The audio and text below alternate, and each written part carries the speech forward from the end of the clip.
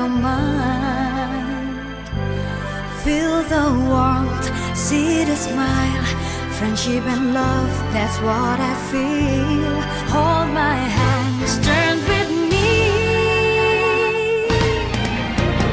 People of the land, they dance and sing, magnificent beauty of nature among the colors of heaven. This is a wonderful place. I feel loved, I feel wonderful, oh wonderful Indonesia.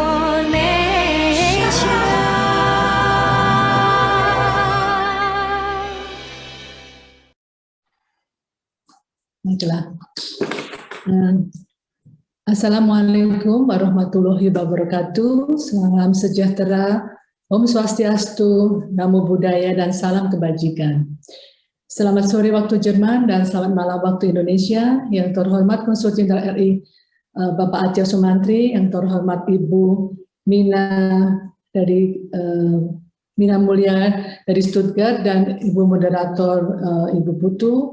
Ibu dan Bapak sekalian kami hormati, selamat datang dan terima kasih atas kehadiran dan kesediaan Bapak dan Ibu untuk menghadiri diskusi Rebuan pada sore hari ini yang mengangkat tema kiat-kiat mengurangi pajak kepada pemerintah Jerman dengan mengirimkan bantuan keuangan kepada keluarga ataupun orang tua di Indonesia.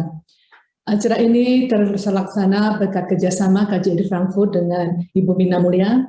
Sebelum kami mulai diskusi, izinkan saya untuk menyampaikan secara singkat susunan acara pada sore hari ini. Yang pertama pembukaan oleh MC, kemudian sambutan Bapak Konsul Jenderal, dilanjutkan presentasi oleh narasumber, kemudian sebelum presentasi kita akan mendengarkan lagu Tanah Airku yang akan dibawakan oleh Ibu Siti Asia, Ketua Pasanggerahan EVO dari Bonn. Kemudian presentasi dilanjutkan diskusi yang akan dipandu oleh moderator, dan kuis berhadiah untuk 5 pemenang. Sebelum ditutup, kita juga akan mendengarkan persembahan lagu dari Ibu Siti Asia yang berjudul Buka Pintu dan Terakhir Penutup. Untuk mempersingkat waktu, kami persilahkan Bapak Konjen untuk menyampaikan sambutan dan sekaligus membuka acara pada sore hari ini. Kami disilahkan, Pak. Baik, terima kasih Bu Risa. Assalamualaikum warahmatullahi wabarakatuh. Selamat siang, selamat sore. Salam sejahtera untuk kita semua. Om Swastiastu, salam kebajikan, Namo Buddhaya. Yang saya hormati Ibu Mina Mulia, narasumber pada forum Rebuan sore hari ini. Yang saya hormati para sesepuh dan tokoh masyarakat, para peserta forum Rebuan yang saya banggakan. Apa kabar semuanya? Mudah-mudahan semua sehat walafiat. Baik. Terima kasih. Terima kasih. Tentu pertama-tama, marilah kita mengucap syukur, alhamdulillah, puji dan syukur kehadirat Allah Subhanahu wa Ta'ala, Tuhan Yang Maha Esa, karena atas rahmat dan karunia-Nya pada hari ini kita masih diberikan kesehatan sehingga dapat bertemu kembali menghadiri forum Rebuan secara virtual. Semoga kita semua selalu sehat dan tetap semangat beraktivitas di masa pandemi ini.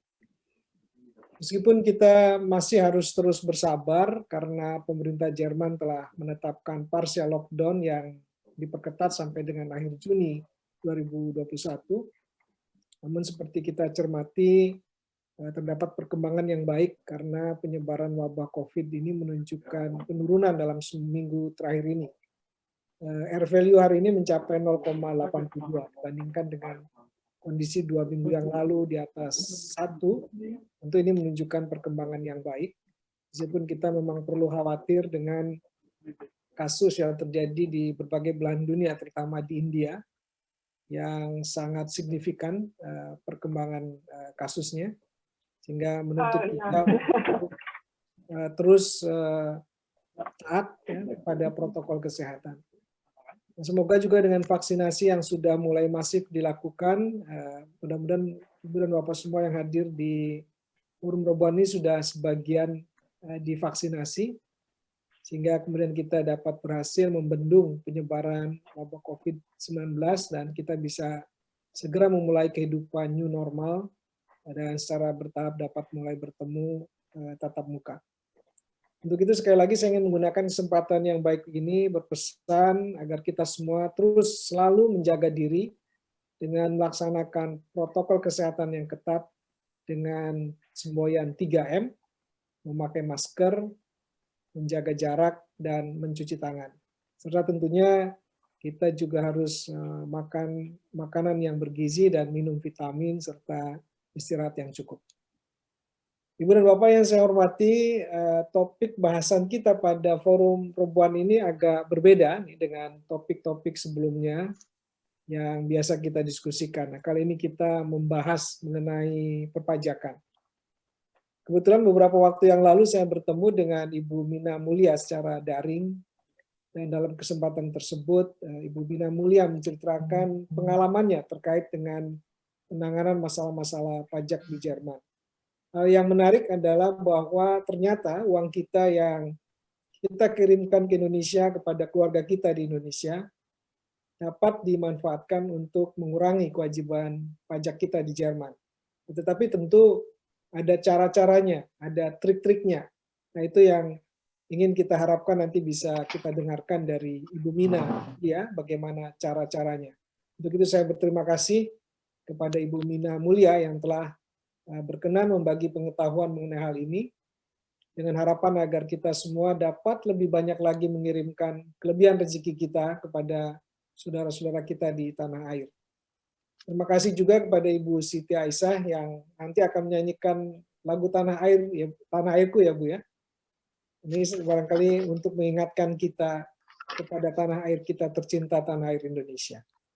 Semoga dari pembahasan di forum perempuan ini juga dapat mendukung harapan saya yang beberapa kali selalu saya sampaikan, agar organisasi-organisasi kemasyarakatan kita memiliki program-program konkret di Indonesia.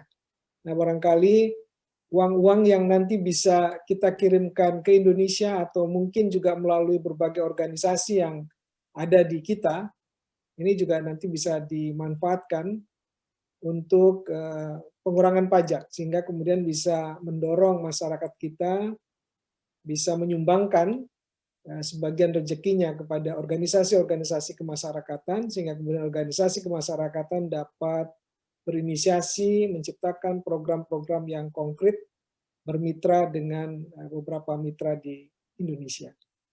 Nah, saya berharap tentu ke depan semakin banyak organisasi kemasyarakatan kita yang memiliki program konkret tersebut. Nah, Ibu dan Bapak sekalian, saya kira untuk menyingkat waktu, kiranya itu yang ingin saya sampaikan, dan sebelum mengakhiri sambutan ini izinkan saya menyampaikan ucapan selamat menjalankan ibadah puasa bagi Ibu dan Bapak yang menjalankannya. Semoga diberikan kelancaran dalam sisa waktu puasa sampai akhir Ramadan, dan semoga mendapatkan berkah rahmat yang berlimpah. Dan ini kiranya forum perempuan ini seperti ngabuburit, kata orang Sunda begitu. Nah, sayang sekali Bapak sekalian, tahun ini kita tidak dapat menyelenggarakan open house Idul Fitri karena situasi pandemik. Namun seperti tahun yang lalu, KJRI Frankfurt akan membagikan makanan Lebaran, tapi ini khusus kepada para mahasiswa yang nanti bisa diambil di KJRI Frankfurt, dan juga kita akan sebarkan di beberapa kota di wilayah kerja KJRI Frankfurt. Demikian, dan dengan ucapan Bismillahirrahmanirrahim, saya membuka forum perempuan kita pada hari ini. Terima kasih. Assalamualaikum warahmatullahi wabarakatuh. Om Santi Santi Om. Waalaikumsalam. Terima kasih Pak Konjen atas sambutannya. Sebelum kita mendengarkan paparan dari Ibu Mina Mulia, marilah kita nikmati persembahan lagu dari Ibu Siti Asia.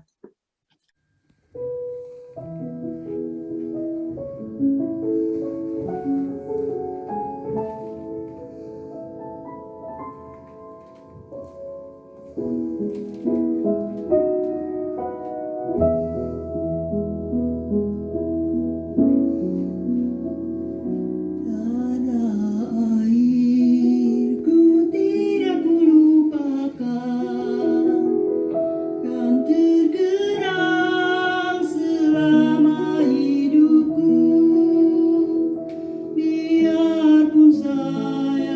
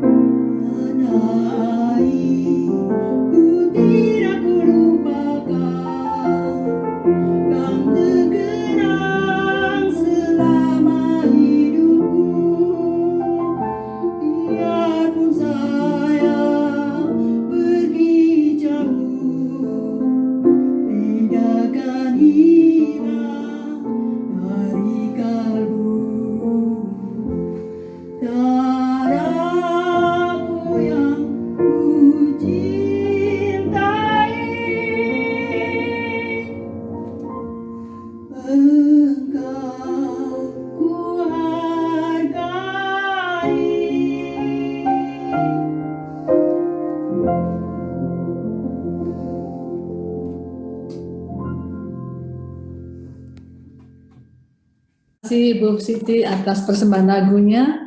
Baiklah Bapak dan Ibu sekalian, acara selanjutnya kami serahkan kepada Ibu Putu untuk memandu jalannya diskusi. Kami persilahkan Ibu Putu. Terima kasih Ibu Risa. Selamat sore Pak Konjen, Ibu Mina, Ibu Risa, Ibu dan Bapak sekalian. Terima kasih atas kehadirannya pada sore hari ini.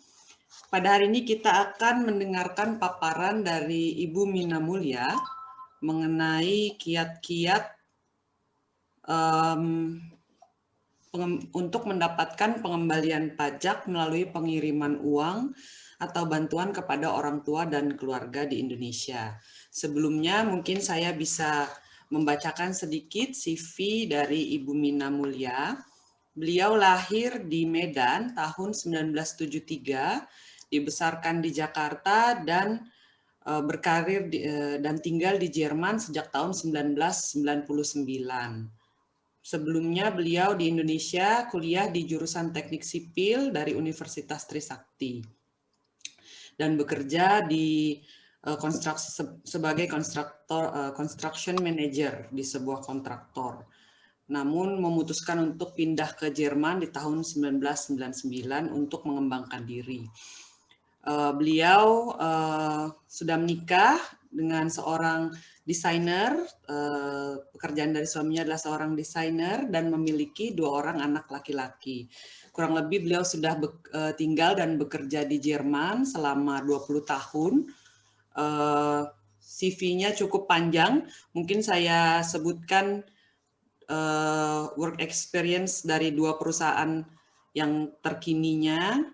Di tahun 2017 sampai 2019 beliau bekerja di Jansa Global Export Import, dan di tahun 2019 sampai Juni 2020 beliau bekerja di Elo Digital Office GmbH. Di awal tahun 2020 beliau memutuskan untuk melepaskan semua pekerjaan karena ada panggilan hati yang belum terpenuhi, yaitu beliau ingin berbuat sesuatu untuk tanah air Indonesia. Maka di awal tahun 2020 tersebut, beliau melepaskan pekerjaannya dan mengambil kuliah lagi atau Ausbildung sebagai life coach dan ingin menjadi coach untuk masyarakat Indonesia. Mungkin itu CV singkat dari mengenai Ibu Mina Mulia, narasumber kita pada sore hari ini. Selanjutnya saya akan berikan kesempatan kepada Ibu Mina Mulia untuk menyampaikan paparannya, kurang lebih selama 20 menit, ya Ibu. Dan mungkin apabila ada yang kurang di CV-nya bisa Ibu Mina Mulia sampaikan juga. Kami persilakan Ibu. Terima kasih Ibu Putu. Selamat sore Pak Konjen, Pak Jasumantri, terima kasih buat kesempatan yang sangat indah ini. Selamat sore Bu Risa dan semua teman-teman sebangsa dan tanah air Indonesia. Saya sangat bersyukur sekali hari ini bisa memiliki kesempatan untuk membagikan pengalaman saya, bagaimana saya berjuang dari nol, bekerja di Jerman dan berusaha mempelajari topik yang orang-orang tidak suka sebenarnya, yaitu pajak. Saya pribadi bukan tukang pajak, ya, saya bukan soe berata. Yang saya kerjakan ini adalah pengalaman-pengalaman pribadi saya sendiri, karena dari awal, dari student, Schlaggebennya atau puncaknya itu yaitu ketika saya sudah kerja variant job, ya, di suatu pabrik, terus begitu lihat laporan gaji, slip gaji, saya kaget kenapa kok sisanya cuma segini gitu kan. Dan itu saya tidak putus asa, saya cari tahu itu apa aja yang dikurangi sebenarnya, sehingga saya tahu, oh ternyata yang dibayar itu ini, dan bagaimana caranya optimasi pajak. Oleh sebab itu, saya ingin berbagi pengalaman saya kepada masyarakat di Indonesia karena saya aktif di PPI Jerman, saya aktif di masyarakat Jerman Indonesia, karena saya otomatis sebagai study coach, kenapa saya jadi study coach? Karena ada panggilan hati saya selama 20 tahun ini, saya sudah kuliah, saya sudah bekerja, saya sudah berkarir, saya sudah berkeluarga, saya punya semuanya, tapi ada satu yang kurang kayaknya saya nggak ada kembali kepada tanah air. Jadi apa yang saya kumpulkan, saya dapatkan di sini, tidak upfließen ke tanah air. Makanya saya bersyukur sekali mendapat kesempatan ini untuk ngobrol dengan Pak Acep Sumantri, Pak Konjen, bagaimana by truck saya ini bisa bermanfaat untuk teman-teman semua. Saya percaya kalian sendiri juga pasti punya pengalaman soal pajak. Intensi saya cuma sedih aja kalau misalnya sampai student atau orang yang baru mulai selesai kuliah dan mulai bekerja, itu tidak tahu hal tersebut gitu ya. Padahal itu adalah hak kita. Jadi makanya saya akan langsung saja mulai karena waktunya hanya 20 menit. Jadi saya akan share sedikit presentasi saya soal pajak ya. So, apakah bisa lihat screen saya, Mbak Putu? Bisa Bu, bisa terlihat. Terima kasih ya. So, saya mulai dengan judulnya ya, orang yang sukses itu belum tentu berbahagia.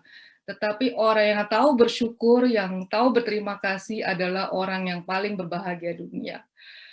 Terus, membantu orang tua tidak hanya besar pahalanya ataupun kewajiban sebagai anak, tetapi juga meringankan beban pajak. Saya akan mulai presentasi ini untuk membahas banyak orang yang bertanya-tanya ya atau mengklaim kalau pajak di Jerman itu tinggi, tapi apakah betul gitu ya? Terus sisanya apa buat saya gitu kan? Seperti yang saya bilang itu waktu saya pertama kali dapat slip gaji dari Varian Job, saya kaget ya. Kenapa sisanya cuma segini gitu kan? Terus begitu karena sudah bekerja kita juga mikir kan karena saya sudah bekerja saya ingin mengembalikan ke orang tua bagaimana saya harus bisa membantu orang tua saya gitu. Kalau sisanya cuma tinggal dikit ya. Terus begitu bagaimana caranya akhirnya dari slip gaji itu caranya tahu sebenarnya Einkommensteuer itu sebesarnya apa gitu. Karena orang selalu cap, oh gaji pokoknya pajak di Jerman tinggi deh, pokoknya ya 40% ya, semua yang single biasanya ngomong 40% pokoknya hilang gitu ya. So hilangnya kemana gitu kan? Jadi saya ingin menjawab bubble-bubble pertanyaan ini kepada kalian semua, yaitu lewat topik ini ya. Salah satunya yaitu support, karena ini topik yang sangat kompleks dan saya bukan tukang pajak, tapi saya hanya mau share apa yang saya pelajari ya. Pertama saya mau bahas tentang sekilas, jadi agendanya adalah tentang Einkommensteuer ya. Apakah benar kalau Einkommen di Jerman itu tinggi ya, Steuer? Terus apa yang bisa saya lakukan sebagai pekerja biasa ya, saya tidak membahas kalau orang yang punya perusahaan karena itu lebih kompleks lagi untuk mengurangi beban pajak saya. Terus persyaratan yang saya harus penuhi supaya saya bisa minta balik pajak dari Unterhalt an Bedürftige tiga personen, artinya membantu atau mensupport orang yang membutuhkan bantuan kita, itu persyaratannya apa aja. Terus cara menghitung Steuerzurück, artinya Steuervorteil itu keuntungan pajak atau keringanan pajak. Saya punya beberapa plan spill, saya nggak tahu nanti waktunya bagaimana, nanti Mbak Putih saya lihat dulu, kalau waktunya nggak cukup, mungkin saya skip, karena itu ada, saya kasih contoh bagaimana kalau single, bagaimana kalau verheiratet, atau yang menikah, bagaimana yang mini job ya, zum Beispiel. Terus kemudian dokumen-dokumen apa yang selalu diminta sama Finanzamt ya, karena hal ini sebenarnya tidak dipublik kan gitu kan, maksudnya banyak orang yang nggak tahu, banyak orang yang pasal ini juga nggak diajarin di sekolah atau di tempat kuliah ataupun di tempat kerja ya. Jadi makanya Finanzamt selalu minta bukti-bukti ini karena dia tahu dia harus balikin pajak kita, tapi itu memang hak kita. Terus kemudian terakhir adalah Q&A, jadi saya bersedia untuk menjawab kalau kalian masih ada pertanyaan. Oke? So, sekilas tentang Einkommensteuer di Jerman, apakah benar kalau pajak di Jerman itu tinggi ya? So, step yang paling utama yang selalu saya bilang kepada studen-studen ataupun yang mahasiswa yang baru mulai bekerja di Jerman, tolong pelajari baik-baik yang namanya slip gaji bulanan ya. Karena banyak orang awam itu selalu kalau dapat gaji ya, terus kayak gitu dia cuma lihat di, apalagi sekarang digital ya, dia cuma lihat oh ya uang masuk di bank selesai gitu ya. Terus oh ya netonya sekian selesai. Terus kayak gitu bahkan ada juga yang sama sekali nggak peduli slip gajinya ada di mana gitu kan. Memang slip gaji itu tulisannya banyak sekali, memang sengaja dibikin begitu. Jadi jangan heran ya kan, tapi orang selalu lihat angka terakhirnya dan nggak perhatikan. Jadi tips saya coba mulai sekarang, apalagi yang baru mulai bekerja nih, pelajari baik-baik slip gaji bulanannya. So, itu saya intensi, karena banyak orang bilang bruto dikurang neto itu Einkommensteuer ya, artinya bruto dikurang pajak itu netto Gehalt, das stimmt überhaupt nicht. Jadi itu nggak benar ya. Makanya saya mau kasih tahu, kalau bruto dikurang sama Steuer, Vorauszahlung atau pajak yang dibayarkan dahulu, karena selalu kalau dapat gaji, kita belum dapat gaji, tapi Finanzamt sudah ngambil pajaknya kita. Itulah hebatnya negara Jerman ya. So, kemudian dikurangi sosial Abgaben. Apa itu sosial Abgaben? Makanya angka-angkanya itu banyak sekali di slip gaji, yaitu Krankenversicherung, jadi asuransi kesehatan, Renteversicherung, asuransi untuk rente, kemudian Pflegeversicherung, kalau misalnya kita sampai sakit ada Pflegenya, atau kalau misalnya kita di rumah jompo misalnya, itu Pflegeversicherungnya. Terus kemudian ada AV atau Arbeitslosigkeitsversicherung. Ya. Jadi ada 4 faktor penting yang biasanya ada di slip gaji. Dan itu memang ruwet semuanya ditulisnya, bahkan ada yang double-mendouble karena ada yang saat ini dan 1 tahun gitu. So, itu adalah neto. Jadi nggak cuma bruto dikurang neto adalah Einkommensteuer, tapi dikurangin Sozial Abgabe. So, kemudian jadi tip yang pertama ya, pelajari slip gaji bulanan yang kelihatannya kompleks seperti ini, karena orang suka lihatnya di angka yang terakhir, tapi tolong dipelajari angka-angka di balik itu. Kalau sudah mempelajari slip gaji masih bingung, kalian saya kasih tip untuk ke yang namanya Brutto Netto Gehaltrechner ya. Ini adalah website yang sangat simpel sekali ya. Bisa lihat desktop saya yang lain, kelihatan? Kelihatan, Bu. Oke, so jadi ini Brutto Netto Gehaltrechner itu ganz einfach, maksudnya kita masukkan gaji bruto kita 1 tahun, kemudian statusnya apa, Steuerklassenya apa, terus apakah punya anak, terus tinggalnya di mana, karena lain-lain Renteversicherungnya nanti, Arbeitslosigkeit, terus ya, terus apa kita bayar Kirchensteuer atau enggak, semuanya pokoknya ini kita eingeben di sini. Kalau nanti kita berehnen, saya ambil Beispiel di sini yang contoh yang orang misalnya yang baru mulai selesai kuliah 30.000, saya yakin kalian pasti gajinya lebih dari ini ya. Ini cuma contoh saja. Dan ini nanti dikasih tahu kalau sebulan kita dapatnya, maksudnya 1 tahun kita bayar pajak 32.000, dan ini diagram inilah yang saya pengen tunjukkan ke kalian semua. Kalau misalnya dari seluruh gaji kita itu 68% itu neto kita, tapi 20% itu adalah Sozial Abgabe ya. So 11%-nya ini pajak ya, tapi bukan Einkommensteuer, ini baru pajak yang kita Vorauszahlen ya, nanti ada hitungannya lagi.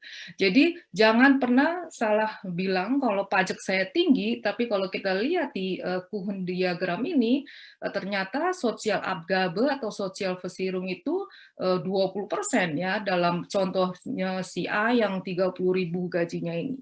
Jadi itu yang saya mau intention bilang, kalau ternyata nggak cuma pajak doang yang dipotong, tapi juga Sozial Abgabe-nya. So, saya balik lagi ke presentasi saya. So, kemudian ada satu lagi tips yaitu lewat BMF Steuerrechner ya. BMF Steuerrechner ini adalah official dari Bundesministerium der Finanzen websitenya, dan ini juga sangat bagus sekali ya. Jadi kita pengen tahu apakah benar sebenarnya yang dipotong sama personal Abteilung itu ini itu cocok atau enggak gitu kan. Kalau enggak cocok itu bedanya di mana, dan kita berhak untuk nanya sama personal Abteilung, ini ada discrepancy perhitungan saya dengan BMF Steuerrechner. Biasanya mereka akan jelaskan, oke? So, kemudian apa yang saya bisa lakukan untuk mengurangi beban pajak saya? Ini adalah sekali lagi ini adalah hasil yang tadi website yang saya tunjukkan ini. Kalau kita hanya bisa optimasi di pajak. Kalau Sozialversicherung, Renteversicherung, Arbeitslosigkeit itu fix ya, fix kosten itu udah nggak ada kesempatan lagi, hampir sedikit, kecuali kalau kita punya usaha itu lain lagi ya. Kita bisa keluar dari Krankenversicherung, ikut yang privat, and so on and so on. Tapi kalau misalnya yang sebagai karyawan ya kan ini biasanya fix, nggak ada chance, tapi pajaknya ini yang 3.000 ini yang kita bisa optimasikan supaya bisa sebagian balik ke kita. Caranya bagaimana? Yaitu dari ZVE. Nanti saya akan jelaskan apakah itu ZVE, karena ini sangat penting sekali. So, apakah itu ZVE? ZVE itu adalah zu versteuernde Einkommen. Jadi, Einkommen yang versteuern ya. So, untuk gampangnya saya punya gambar diagram ini ya. ZVE itu adalah Einnahme, jadi pemasukan bruto kita dikurang sama Ausgaben ya, pengeluaran. Itu easy. Tapi apakah yang dimasukkan dengan Ausgaben bukannya berarti kita beli barang, beli makanan, beli ini itu adalah Ausgabe, bukan sama Budgethaushalt beda. Ini yang Finanzamt punya pengeluaran, maksudnya yang bisa di-absetzen ya, yang bisa dikembalikan pajaknya. Yaitu kalau kalian lihat di sini ya, kalau Einnahme itu dari segala macam, dari kerja ataupun dari orang yang punya saham misalnya, atau yang punya rumah disewain, atau dan sebagainya. Dikurangin sama Werbungkosten. Werbungkosten ini adalah pengeluaran yang dipakai untuk menghasilkan pemasukan. Contohnya, misalnya seorang perawat, ya kan, dia atau seorang pekerja, jarak antara rumah ke tempat pekerjaan itu ada di Werbungkosten ya, atau buku-buku, atau banyak sekali ya, atau Arbeitsmittel, terus begitu komputer segala macam itu ada di Werbungkosten. Terus begitu dikurangin Einnahme selbstständig ini orang yang punya usaha sendiri, saya weglassen ya, saya nggak bahas di sini. Dikurangin lagi sama yang namanya Sonderausgaben. Apa itu Sonderausgaben? Sonderausgaben itu contohnya adalah sebagian dari asuransi-asuransi kita, ya. Kemudian Spende, maka tadi Pak Konjen tepat sekali bilang soal Spenden, ya, untuk organisasi, karena ini adalah kesempatan kita juga, selain kita beramal, itu juga mengurangi ZVE kita, karena pengeluaran kita akan bertambah, toh. Tapi tergantung kemana spendernya. Yang selama ini saya tahu adalah harus yang diakui atau terdaftar di Jerman. Makanya saya juga belum tahu apakah ada instansi di sini yang aktif untuk Indonesia. Saya bersyukur sekali kalau tahu, dan jadi saya bisa ikutan daripada harus spenden di SOS Village Indonesia, itu diakui ya, karena memang ada instansi resmi di sini. Kemudian Ausbildung, jadi anak-anak yang ikut Ausbildung itu bisa Steuerabsetzen juga. By the way, Werbungkosten, saya juga udah pernah bilang sama studen-studen di sini yang ngambil master atau ngambil Zweitstudium, kalian pengeluarannya dikumpulin, jangan sampai hilang gitu ya, maksudnya karena walaupun kita belum bayar pajak, walaupun kita belum kerja, kalau kita Zweitstudium, kita bisa namanya lapor rugi ya, namanya Verlustvortrag ya, atau bahasa Indonesia Verlustvortrag. Artinya kita bisa lapor pajak tanpa ada pemasukan, itu adalah kerugian. Nanti setelah kita bekerja, setelah 2-3 tahun selesai kuliah, kan kita bayar pajak toh, ya kan? Nah, itu nanti pajaknya itu bisa dikurangin dari Verlustvortragnya itu. Itu yang saya selalu di forum atau PPI Jerman selalu semangatin sama anak-anak, jangan lupa bikin pajak mundur dari begitu dia waktunya selesai. So, semoga mereka ngerti. Kemudian yang terakhir yang saya mau bahas yaitu di Ausgabe yang namanya außergewöhnliche Belastungen, ya. Außergewöhnlich yaitu tidak normal, außergewöhnlich ya, Belastung yaitu beban, ya. Contohnya adalah membantu orang yang yang kita perlu bantukan, yaitu Unterstützung an bedürftige Personen. Jadi semua pemasukan kita dikurangin pengeluaran-pengeluaran ini, itu akan mengurangi ZVE kita, ya kan, otomatis. Jadi kalau ZVE kita kalau pengeluaran kita semakin besar, ZVE kita semakin kecil. Kalau ZVE kita semakin kecil, otomatis Steuersatznya kita juga semakin kecil, ya. Mungkin agak ribet kelihatannya, tapi nanti saya kasih contoh, oke? So, jadi sekali lagi mengerti pajak sedikit sebagai orang awam itu penting, ya. Jadi jangan kita taunya neto aja atau taunya serahkan ke tukang pajak aja, ya memang perlu ya, apalagi kalau orang yang gajinya sudah tinggi atau segala macam, biasanya mereka butuh yang namanya Steuerberater, ya. Tapi untuk kayak student-student atau yang mahasiswa yang baru selesai bisa kok ngerjain pajak sendiri dan itu tidak gampang. Tidak susah, ya.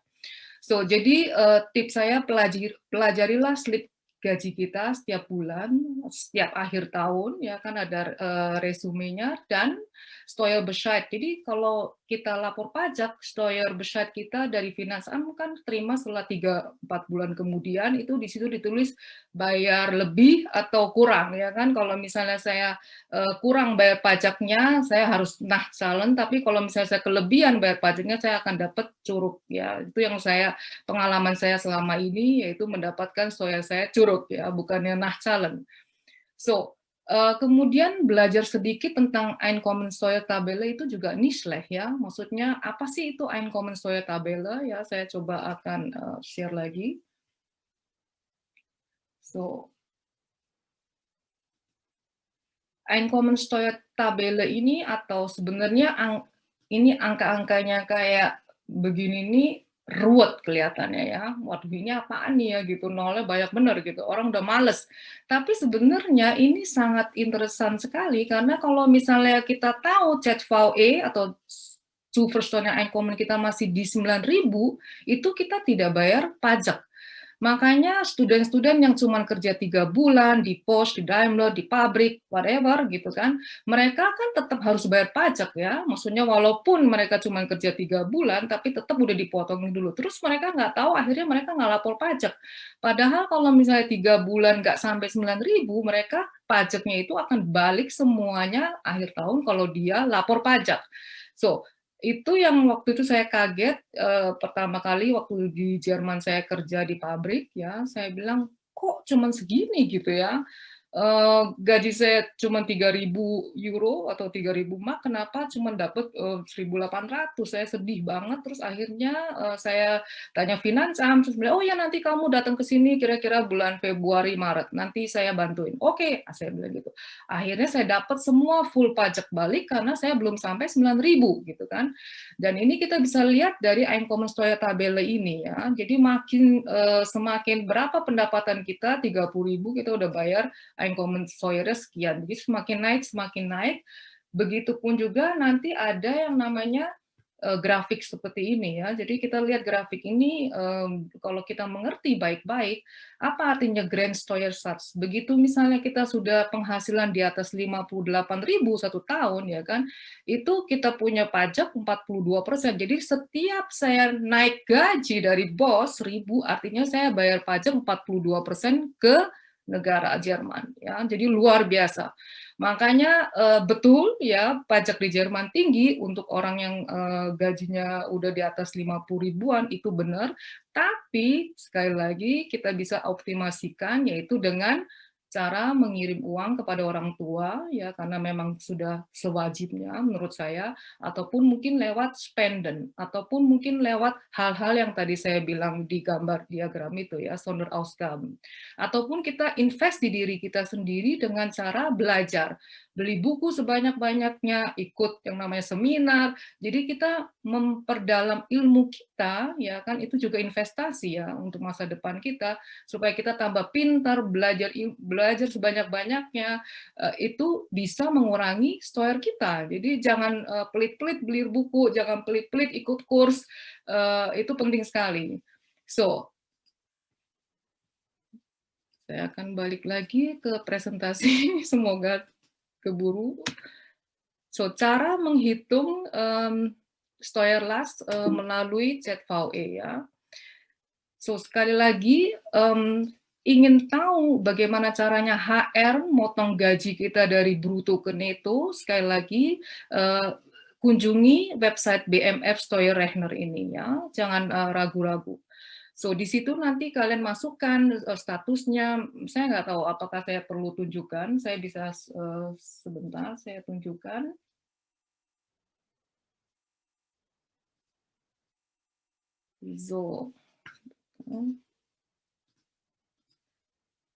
So, jadi ini adalah official website dari BMF ya. Di sini akan sama juga seperti tadi Smart Steuer, tapi ini lebih kompleks ya. Jadi akan ngebahas berapa yang sebenarnya dari 30.000 ini yang dikena pajak itu berapa. Yang kena pajak itu cuma 23.000. Kenapa? Karena sudah dipotong asuransi, karena sudah dipotong yang namanya Werbungkosten yang standar 1.000 euro satu tahun ya kan. Jadi sebagai pekerja atau pegawai, pokoknya kamu lapor pajak nggak lapor pajak, kamu masukin Werbungkosten nggak masukin Werbungkosten, 1.000 euro itu selalu standar dipotong. So inilah yang dikenakan 23.000 ini yang dinamakan ZVE-nya ini. Jadi untuk menghitung ZVE silakan mengunjungi ke BMF Steuerrechner ini.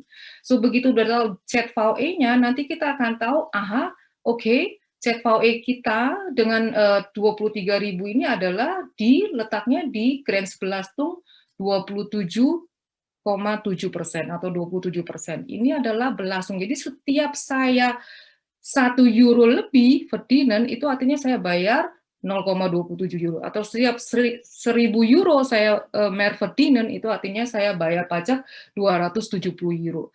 Demikian juga kalau misalnya saya weniger als 1.000 euro, berarti saya dapat Steuerzurück 270 euro. Ya, jadi ini Grenzbelastung ini sangat banyak orang tidak tahu. Kalau saya suka ngobrol gitu, ya kamu, waduh saya bayar pajaknya gila deh, ya berapa bayar, ya berapa persen? 45%. Nggak mungkin, emang kamu gajinya, saya langsung tanya gitu ya. So, karena seperti yang saya bilang ya, 42% itu maksimal kalau di atas 58.000 ya toh. So jadi kita harus tahu Grenzbelastung saya ada di mana. Oke, saya akan balik lagi ke presentasi. So, jadi pelajari dan mengerti pajak itu sangat berguna sekali. Saya selalu bilang sama coach saya, ya, kalian kumpulin slip gaji bulanan, ya, liatin itu angka-angkanya, ya, pelajari. Terus kemudian kedua yaitu Lohnsteuerbescheinigung tahunan, itu juga penting sekali.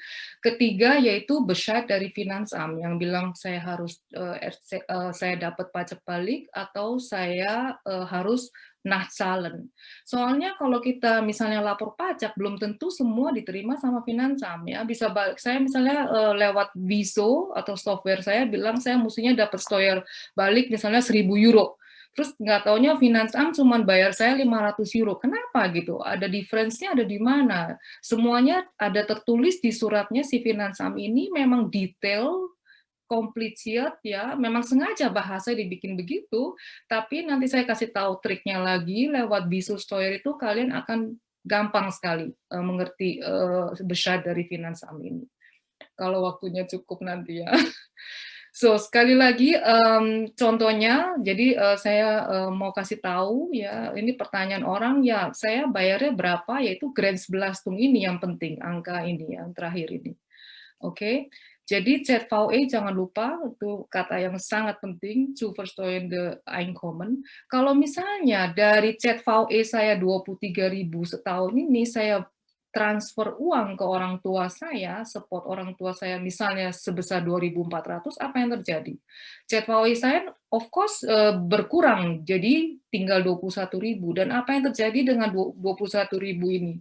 Tadinya saya bayar pajak 3.200 satu tahun, saya akan mendapatkan dari Finansamt balik yaitu 27,7% ini dikali 2.400. Jadi saya akan mendapatkan Steuerzurück 650 euro dengan transfer uang 2.400 ke Indonesia. So lumayan toh, ya kan, 650 euro buat saya gede ya, maksudnya saya bisa beli tiket pulang atau saya bisa beli tiket supaya orang tua saya bisa ke sini ya. So,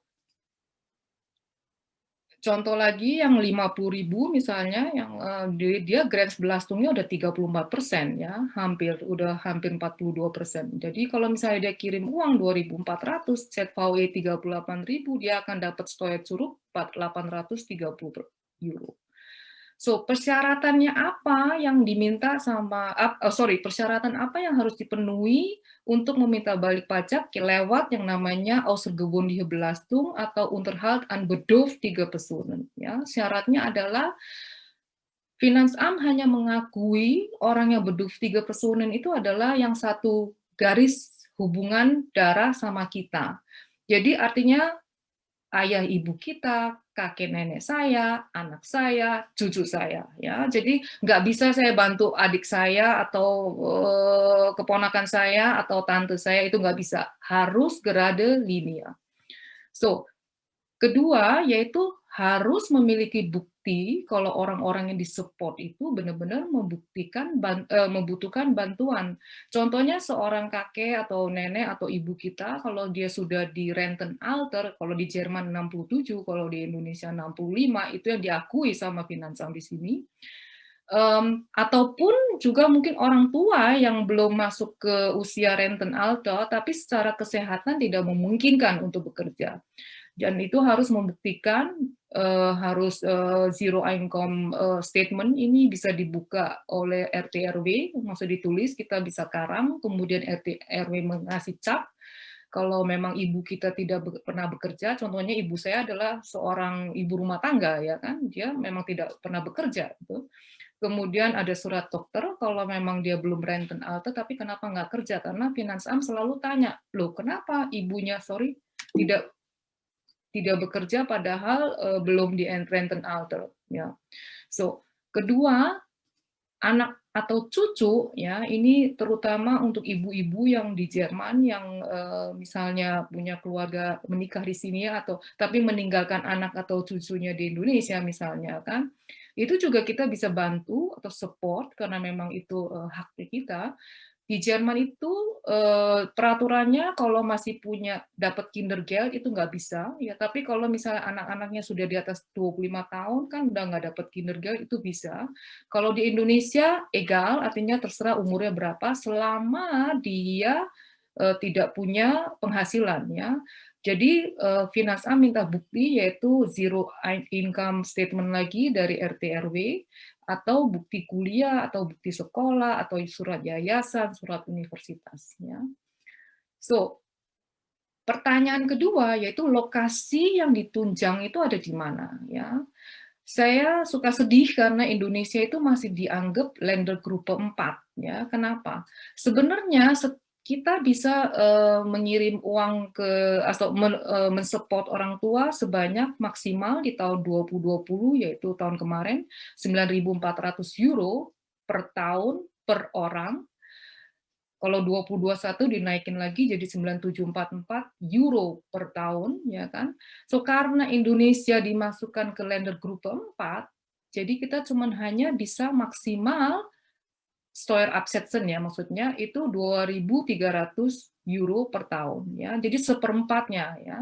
Kalau orang tua kita ada di Portugal atau di Malaysia, itu artinya Ländergruppe 3 setengah, Ländergruppe 2 3/4. Atau tapi kalau orang tua kita ada di sini di Jerman ya, kita bisa volle Betrag yaitu 9.400 atau 9.700.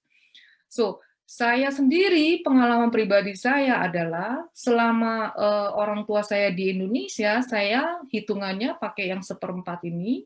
Tapi kalau mereka ke sini, besukin saya, atau lagi main ke sini selama 3 bulan, saya bisa 3 bulannya itu 3 bagi 12 kali 9.400-nya ini. Ya, so, jadi tergantung location-nya orang tua ada di mana ya. Jadi harap diingat, kita bisa saja kirim uang lebih dari 2.400 setahun, itu hak kita, tapi yang bisa di-absetzen ke Steuererklärung itu hanya maksimal 2.300 atau 2.400 ya setahun. So ini Grenze-nya. Kemudian persyaratan yang lain lagi, kalau orang tua kita itu tidak boleh memiliki kekayaan atau tabungan lebih dari 15.500 ya. Terus kemudian ini faktor yang sangat penting, yaitu yang namanya Opfergrenze. Apa itu Opfergrenze? Dari bahasanya aja Opfergrenze, artinya saya opfen, saya berkorban, batas ya. Kenapa ini penting? Karena Finanzamt tidak hanya mengakui begitu saja, dia pengen tahu, loh kamu gajinya sekian ini cukup apa enggak buat kamu hidup di Jerman? Ya, kok kamu kirim uang ke luar negeri atau ke orang tua, memangnya kamu cukup di sini hidupnya? Ya, itu namanya Opfergrenze itu ya. Jadi batasnya itu berapa? Jadi kita nggak bisa main kirim uang aja, minta absetzen, kalau kita hidupnya aja pas-pasan di sini ya. Yaitu maksimal Opfergrenze kita itu adalah 50%. Artinya 50% dari neto Einkommen kita, itu kita bisa opfen ya. Tapi kalau lebih dari itu tidak bisa ya. So itu Opfergrenze. Jadi cara menghitung Opfergrenze ini tergantung dari yang namanya Netto Einkommen, terus statusnya bagaimana, verheiratet atau punya anak atau enggak. Jadi maksudnya benar Finanzamt ya, maksudnya atau negara Jerman ini. Maksudnya kalau kamu punya istri, kamu punya anak, ya kamu harus hidupin dulu istri dan anak kamu toh, ya kan, bukannya bedürftige Personen. Jadi kamu harus cukup hidup dulu. Kalau kita punya istri atau punya anak, maka 50% itu maksimal, kemudian atau Opfergrenze kita, ya tergantung masing-masing beda-beda Opfergrenze-nya, nanti saya kasih tahu, dikurangin sama 5% buat istri atau suami, dikurangin 5% lagi untuk masing-masing anak, itu peraturannya. So, ini ada contohnya ya, jadi ingat cara menghitung Opfergrenze yaitu dari bruto gaji kita dikurangin sama Lohnsteuer, Krankenversicherung, Pauschal, itu adalah Netto Einkommen kita. Kemudian dari Netto Einkommen ini dibagi 500 euro, itu 1%, dan itu nanti Opfergrenze-nya kita itu kita akan mendapatkan ya. Saya kasih lihat contohnya, misalnya seorang mahasiswa yang baru mulai kerja atau yang sudah selesai kuliah baru kerja, taruh misalnya 30.000 ya. So, Netto Einkommen dia 19.600 setahun. Ya. Jadi dia dibagi 500 euro, jadi Opfergrenze dia itu dia cuma bisa 39% opfen dari Netto Einkommen dia. So, artinya 39% dari netonya dia cuma bisa 7.700 maksimal opfen. Ya. Jadi bisakah dia bantu orang tua di Indonesia? Bisa banget.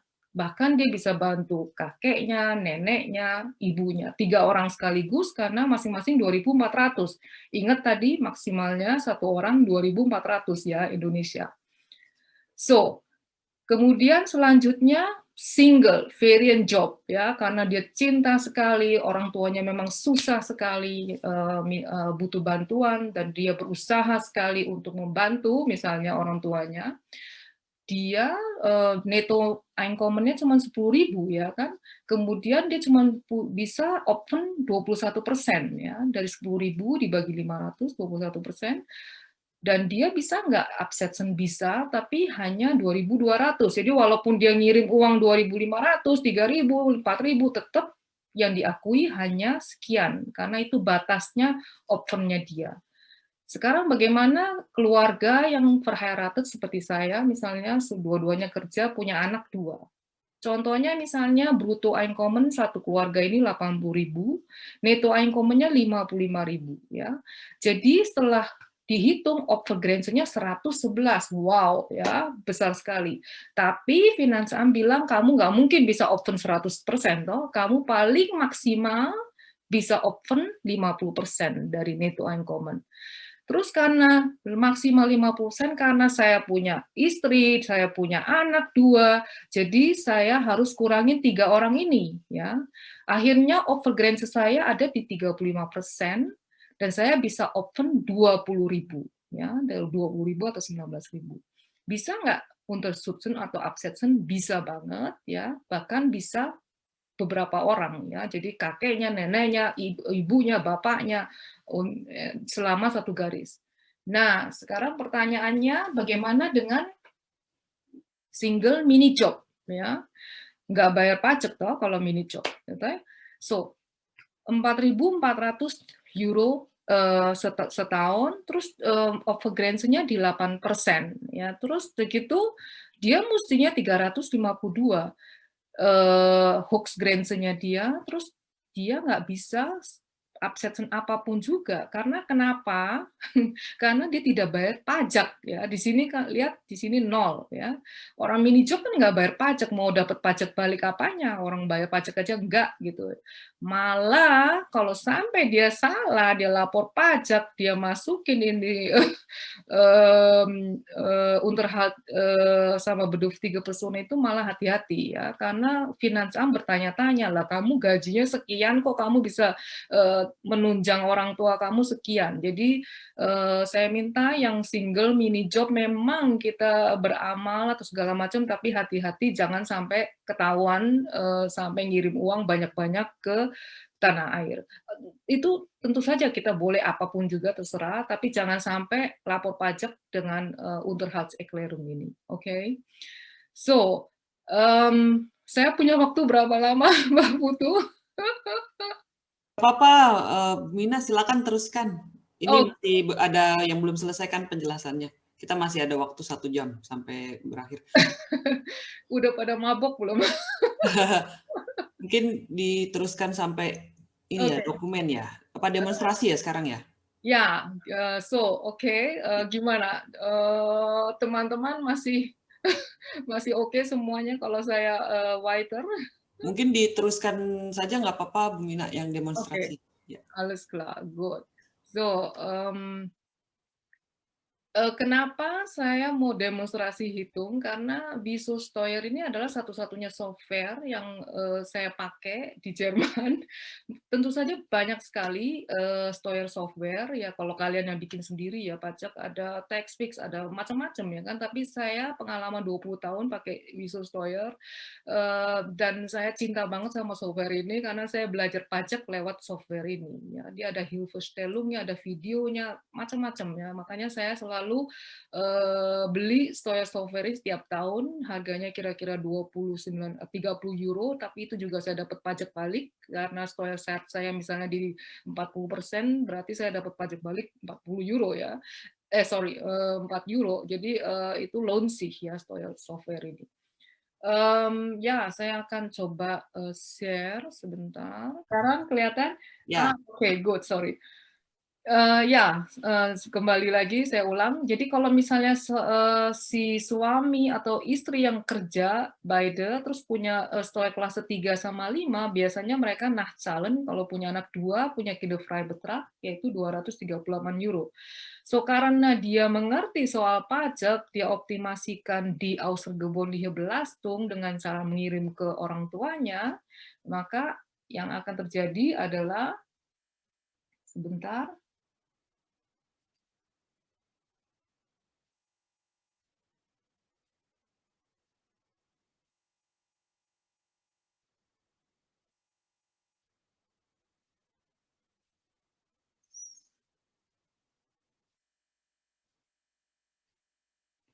So, karena dia masukkan ke yang namanya Unterhalt an bedürftige Personen, misalnya ke ibunya dengan setiap bulan di sini, ya, Indonesia, Ländergruppe 4, dia kirim tiap bulan secara teratur, kemudian sebesar 2.400, apa yang terjadi? Dia akan mendapat Steuerzuruk 506 euro. Berarti Steuervorteilnya dia bahkan 700-an, tadi kan 200 mestinya dia harus calon, ini malah dia dapat Steuerzuruk. Hitungannya semuanya ada di sini, ya kan? Itu hanya contoh saja. Jadi makanya es lohnt sich sekali pajak, ngerti pajak dan tahu triksnya bagaimana bisa mendapatkan pajak kembali, ya.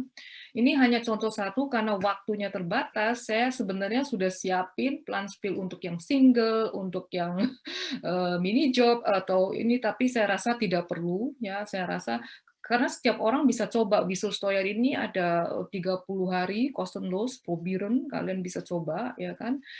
Terus informasinya juga nanti akan saya share. Oke, good.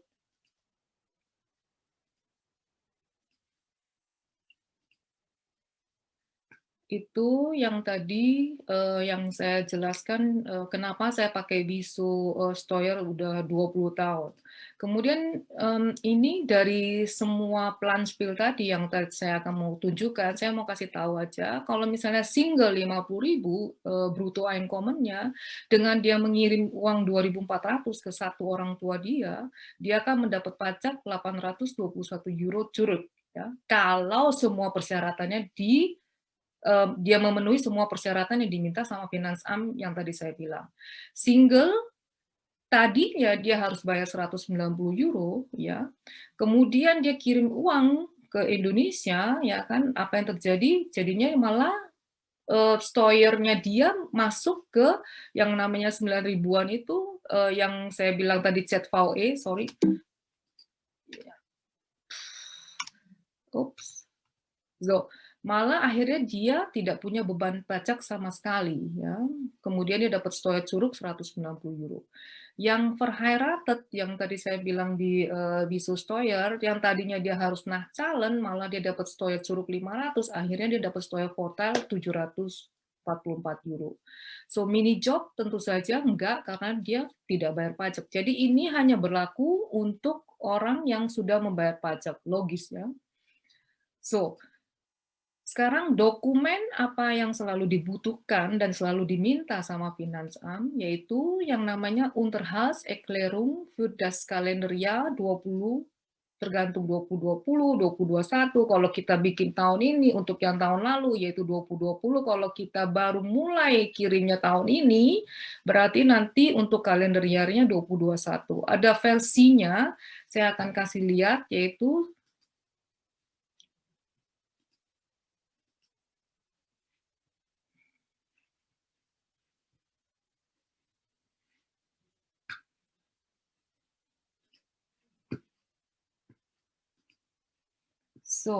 formulir ini adanya letaknya di www.Bundesfinanzminister juga, ya kan. Jadi saya kasih tahu caranya. Yang namanya Bundesministerium ini, kemudian kita ke yang namanya, sorry, saya ulang lagi, formulare, ya. So, dari A sampai Z ini, kemudian kita masukkan begriffnya namanya Unterhaltserklärung, ya. So. Nanti di sini ditulis ada yang bahasa Deutsch atau yang zweisprachig. Kita butuhnya yang zweisprachig untuk Indonesia, ya. So, nanti kita bisa pilih yang ini, yang saya maksud, ya, yang English ini. So, bentuknya seperti ini, ya. Unterhaltserklärung für das Jahr ini adalah wajib yang selalu diminta sama Finansamt. Ini kita isi semua, siapa kita, siapa yang kita bantu, statusnya bagaimana, dan ini adalah harus dicap sama kelurahan, ya. Cap kelurahan, bukan RT RW. RT RW kan biasanya cuma kotak gitu, itu nggak diakui, tapi kelurahan, ya. Kemudian ini data-datanya ibunya, segala macam, atau bapaknya, kemudian ditandatangan sama yang nerima. Ini adalah formular resmi yang harus diisi, oke? So, Kemudian, kalau misalnya orang tuanya itu tidak bekerja tapi masih di bawah usia rente, ditanya sama finansial, kenapa gitu kan? Ya karena ibu saya nggak pernah bekerja, dia selalu jadi ibu rumah tangga misalnya gitu kan. Dan itu kita perlu minta tolong sama Bapak RT, RW kita setempat, Pak, tolong dong Pak, ini bukti kalau ibu saya RT RW kenal kan biasanya sama ibu kita ya kan, tidak kerja kan, tolong bikin surat, tolong capin. Jadi kita siapkan zero income statement, itu gampang sekali kan, simple sekali bikinnya. Saya nama misalnya Mina Mulia, ibu saya namanya ini, nomor KTP-nya ini, alamat ini, dengan ini menyatakan tidak pernah punya penghasilan karena ibu rumah tangga, pakai bahasa Inggris ya, kalau enggak nanti Finansam tolak. Selama ini saya selalu pakai bahasa Inggris dan RT RW selalu ngecap ya kan. So, atau juga kalau misalnya alasan ibu kita atau bapak kita nggak kerja karena dia sakit, kita bisa minta surat sama dokter ya, atau anak-anak yang saya tadi bilang anak kita atau cucu kita itu kita minta surat dari universitas atau yayasan, oke? Dan yang terakhir dokumen yang selalu diminta sama Finansam adalah transfer ya, bukti transfer. Tidak bisa diakui atau bisa sebenarnya dipakai uang cash ya kalau kita pas balik ke Indonesia, tapi susah ya, membuktikannya itu susah. Nanti malah ribet ya. Saya selalu bilang sama coach saya, transfer uang teratur pakai TransferWise karena murah sekali saat ini. Teratur artinya setiap bulan. Setiap bulan kenapa? Jangan kita sampai transfer bulan Desember jebret 2000. Ya, apa yang terjadi? Finansam hanya mengakui 1/12 dari 2000 ya, karena itu Desember. Tapi kalau kita transfernya jebret misalnya di Januar ya kan, itu diakui. Atau karena kita nggak punya uang sekaligus banyak ya 200 murah kok. TransferWise mungkin sekitar €1 berapa atau €2 maksimal biaya transfernya, itu nggak tinggi, nggak kalau dulu transfer uang kan mahal ya, maksudnya di bank-bank itu berapa tuh €15 atau berapa. So, jadi teratur kirim dan itu yang Finansam mau lihat ya. So, dan tidak bisa juga transfer ke kakak, ke tante, whatever. Makanya saya bilang sama coach saya, kalian harus buatkan BCA account atau whatever ke orang tua langsung karena zaman sekarang kan gampang sekali buka account ya. Jadi penting sekali transfer, bukti transfer ya teratur. Ya, saya sudah di akhir presentasi saya. Saya berharap bisa membantu kalian mengerti sedikit soal pajak ya. Kalau ada pertanyaan silahkan, saya buka forum Q&A ini. Terima kasih Bu Mina, menarik sekali penjelasannya. Saya yakin banyak dari para peserta Zoom di sini yang ingin bertanya lebih lanjut kepada Ibu Mina. Oleh karena itu kita ada waktu kurang lebih sekitar 30-35 menit. Kita akan buka sesi tanya jawab. Mungkin, oh ya, udah exit share. Ya, ya. Mungkin bagi para peserta yang ingin mengajukan pertanyaan bisa mengangkat tangan di chat reaction ini ada angkat tangan yang ingin mengajukan pertanyaan. Saya akan panggilkan untuk menyampaikan langsung pertanyaannya ya. Oke, ini saya sudah lihat ada yang angkat tangan. Saya berikan kesempatan kepada Ibu Lucy. Silakan Ibu Lucy untuk mengajukan pertanyaannya. Singkat saja ya Bu. Iya, saya cuma mau nanyain, selamat sore sebelumnya. Saya mau nanya, Kinderfrei Beitrag itu maksudnya apa ya? Ya, Kinderfrei Beitrag itu artinya sebagai keluarga yang Einkommennya misalnya 80.000 ya kan, mestinya kalau misalnya kita tidak punya anak ya, kita ada Steuertabelle ya ditulis kalau 80.000 itu harus bayar pajaknya X ya. Tapi karena kita punya anak, satu anak itu Kinderfrei Beitragnya 14.000 berapa, saya lupa, saya nggak ingat ya angkanya, satu anak ya, satu anak. Makanya pajak kita yang CZVE-nya mestinya misalnya 60.000 misalnya, jadi dikurangin jumlah anak itu, makanya itu namanya Kinderfreibetrag. So, jadi satu anak itu punya dikurangin pajaknya, yaitu sekitar saya bilang antara 10 sampai 14.000. Mungkin ada salah satu di sini yang genau wissen berapa Kinderfreibetrag per tahun. Itulah yang namanya Kinderfreibetrag. Jadi kita diringankan lagi pajak kita lewat anak-anak. Itu otomatis atau harus kita beantrag? Itu beantrag. Jadi supaya nanti personal Abteilung atau HR kita masukkan ke sistem kalau kita beantrag Kinderfreibetrag. Sebenarnya kita nggak perlu minta Kinderfreibetrag, tapi neto kita akan berkurang lebih sedikit. Kalau kita beantrag Kinderfreibetrag itu neto kita akan lebih banyak. Tapi risikonya tadi yang seperti saya bilang akhir tahun kita bisa jadi nachzahlen, ya kan? Jadi kita dapat dulu netonya banyakkan, tapi akhirnya kita juga nachzahlen karena nanti di-ausgleichen sama yang namanya Kindergeld. Oke. Jadi akhirnya sama aja gitu ya? Akhirnya sama aja. Jadi kalau misalnya ada orang yang butuh uang neto lebih awal, ada juga yang enggak, saya lassen ich lasse einfach so karena saya nggak mau nachzahlen, ya kan. Yang untung of course Finanzamt ya, karena dia pegang dulu uangnya kita, uang steuer kita. Oh ya, oke. Aku terima kasih ya. Kembali. Terima kasih Ibu Lucy. Selanjutnya saya panggilkan Ibu Melisa HB. Silakan Ibu. Halo, ya selamat malam Ibu Mina dan Bapak Ibu sekalian. Ya, saya tadi tertarik Bu Mina dengan penjelasan mengenai Werbenkosten. Nah, itu yang dimaksudkan apa ya? Pertama, Rechnung yang dikumpulkan, apakah jenis Rechnungnya seperti apa saja dari mulai kuliah untuk bisa dikumpulkan sampai dapat pekerjaan. Kemudian yang kedua, apakah Sprachschülerin juga bisa Rechnungnya ditukarkan sampai nanti dia masuk jadi student dan kemudian sampai akhirnya harus membayar Steuer saat nanti sudah dapat pekerjaan. Seperti itu. Oke, jadi pertanyaannya Werbungkosten yang saya tadi bilang contohnya untuk orang-orang yang Zweitstudium ya. Jadi kalau untuk yang Zweitstudium itu ada Ibu Melisa aktif di PPI Jerman nggak? Belum. Saya rencananya masih kan sekarang masih Sprachschülerin, tapi nanti lanjut lagi untuk ke uni gitu. Tapi memang kemarin dapat info kalau Rechnung yang dikumpulkan. Sudah kuliah di Indonesianya? Sudah, saya sudah S2 di Indonesia. Sudah diakui juga?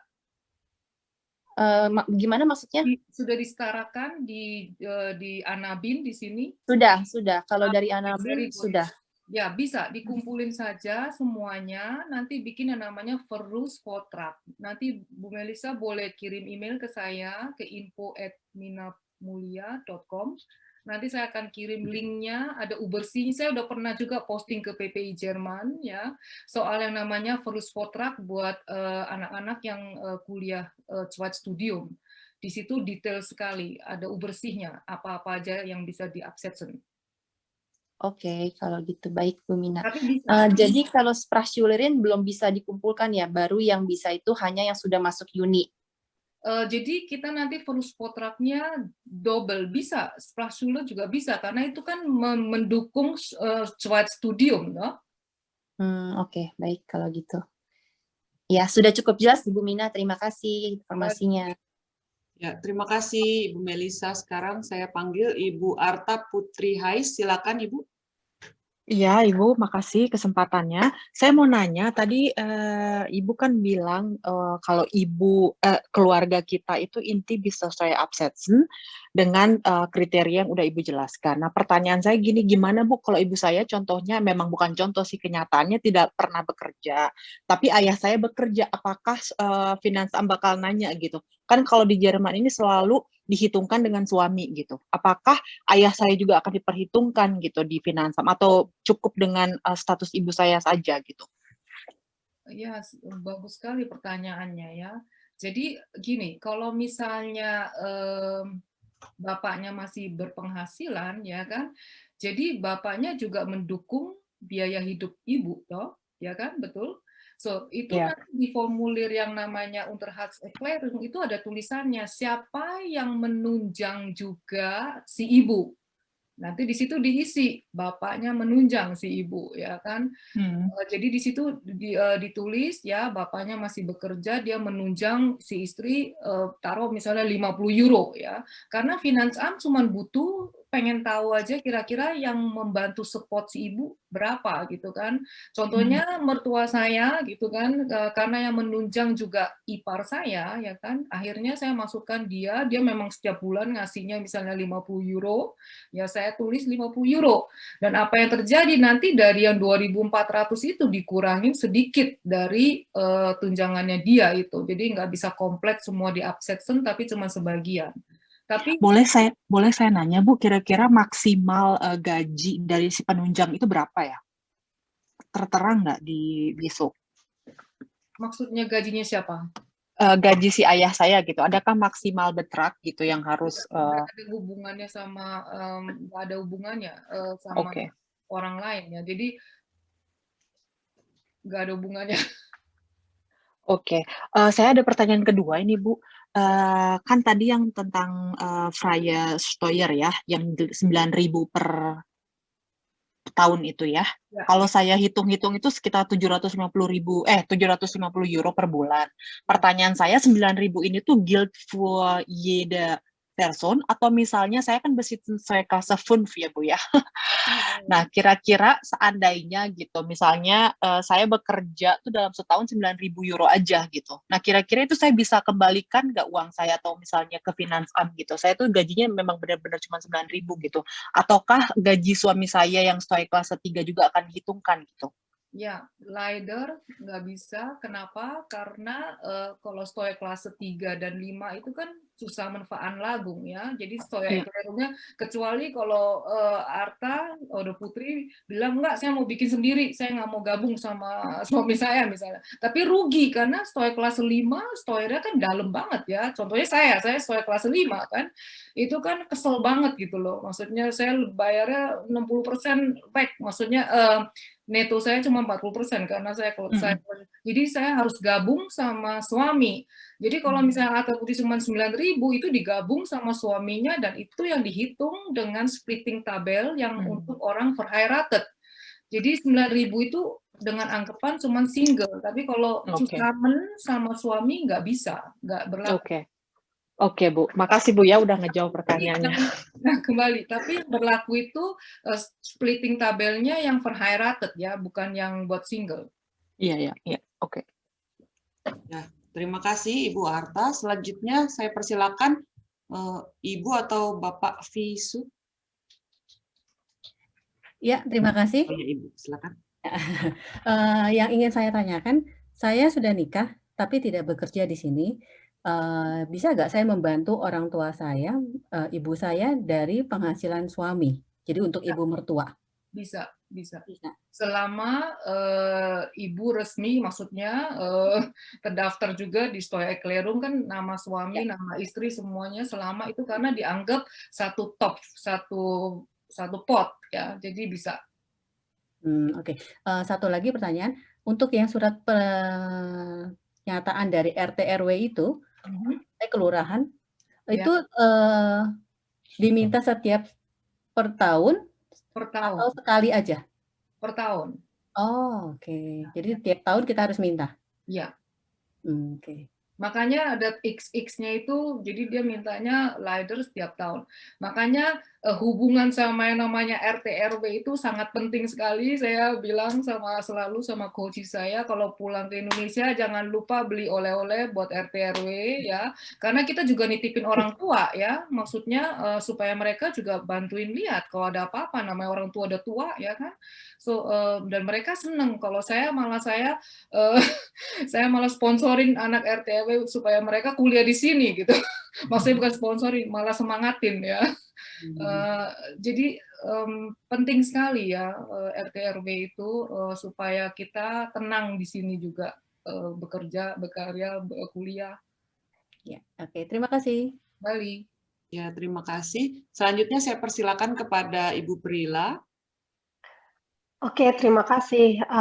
Pertanyaan saya masih mirip dengan pertanyaan sebelumnya. Kalau misalnya dari tabel list yang tadi itu kan ada batas maksimal 2.400 untuk yang sudah menikah dan Einkommennya digabung sama suaminya. Pertanyaan saya, 2.400 itu per person. Per person, ya. Berarti kalau misalnya kita mengirim orang tua kita harus mengirim di 2 rekening yang berbeda atau? Betul, betul. Jadi Okay. Finance Am butuhnya dari A ke B, A ke C gitu misalnya kan. Okay. Nggak bisa digabung. Iya, terus tadi juga pertanyaan kedua kan. Itu pengalaman saya. Jadi saya nggak berani. Iya. Jangan bilang, wah pokoknya harus, maksudnya harus yang di support itu siapa, yang meng-support itu siapa, itu harus jelas. Oke. Terus tadi kalau nggak salah kan ada informasi mengenai vermogen yang dimiliki oleh orang tua kita. Sedangkan kalau di Indonesia kan biasanya itu otomatis dihitung milik berdua gitu kan secara teori ya. Misalnya kita vermogen, ada rumahkah atau tanahkah yang tidak boleh lebih dari sekian juta yang tadi saya baca itu. Ya, kan? Ya gini. Itu juga dibahas cukup lama. Namanya beduh tiga person ya. Kalau orang tuanya punya gimana ya, rumahnya di Pantai Indah Kapuk, dari Google Map aja udah kelihatan itu misalnya gedong gitu gede.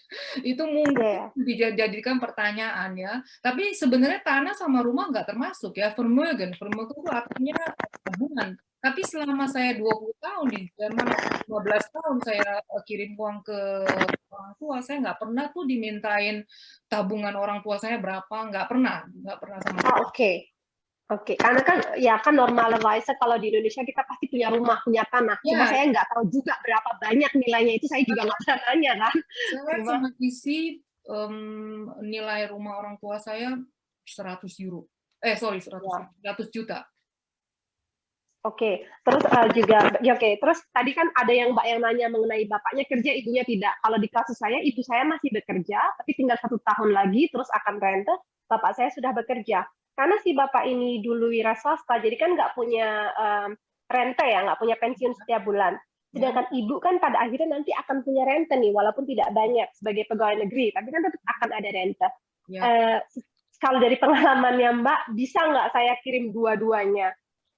Atau hanya untuk bapak saja? Dua-duanya di pensiun bisa selama. Oke. Masalah, ya kan. Terus kalau misalnya orang tua saya nggak punya dapat rente, jadi selama ini, tapi di situ ada tulis rentenya berapa sebulan, diisi ya, nggak apa-apa. Oke, berarti itu per person ya 2.400. Terima kasih. Per personnya. Iya, terima kasih informasinya. Kembali. Terima kasih pertanyaannya. Selanjutnya saya persilakan kepada Ibu Eni Ripkens. Silakan, Bu. Mbak, ini saya mau nanya. Ya. Ini ibu saya kan umurnya sekarang bulan 5 ini 80. Tapi dia sudah mendapat, dia sudah pensiun, udah lama pensiun. Ya. Jadi dia tiap bulan dapat rente pensiunnya. Jadi kalau saya tiap bulan mengirim uang kepada dia, bisa tidak masuk dalam pajak soya? Dihitung dalam soya. Nggak usah pakai surat apa-apa ya. Maksudnya nggak usah pakai surat sakit, nggak perlu surat RT/RW, cukup yang namanya Unterhaltserklärung sama bukti transfer aja. Cukup. Oke. Ya, nah, yang kedua ini saya mau tanya. Saya kan dapat rente ya. Ya. Jadi di samping itu juga saya kerja. Jadi dalam setiap tahun saya harus pajak ya. Dari situ bisa nggak saya kirim uang ke orang tua saya tiap bulan? Ya, harus. Melalui keduanya itu, rente sama pajak. Preferensinya berapa? Kalau yang rente itu paling tidak sampai 14.000 setahun. Oke. Nggak, maksud saya gini. Jadi tadi kan yang saya ada tabel ZVE, cara menghitung ZVE itu artinya pemasukan dari A, B, C, D, yaitu dari rente, dari Witwerrente, itu semuanya kan ada netonya, toh? Ada neto Einkommennya, dan itu dari neto Einkommen itu kan dihitung Obergrenze-nya, ya kan? Jangan sampai ibu nggak cukup buat di sini, dan nanti sisanya itu kelihatan Obergrenze-nya itulah maksimal yang ibu bisa kirim ke, atau bisa di-absetzen ke Finance Am. Kirim atau serah mau berapa, tapi yang bisa di-absetzen-nya itu tergantung dari Overgrenze. Overgrenze itu tergantung dari Nettoeinkommen. Makanya nanti setelah berakhir ini saya akan tunjukkan, sebenarnya saya masih menulis blog, tapi karena untuk acara KJR ini saya kemarin sempat bikin kleines e-book ya, karena saya udah 3 kali webinar dan orang selalu tanya ini gimana ini caranya, minta kopinya presentasi, minta ini segala macam. Oke, akhirnya saya bikin e-book, nanti bisa di-download di website saya. Terima kasih. Kembali. Ya, terima kasih Ibu Eni. Selanjutnya saya persilakan Ibu Angelika. Ibu Angelika.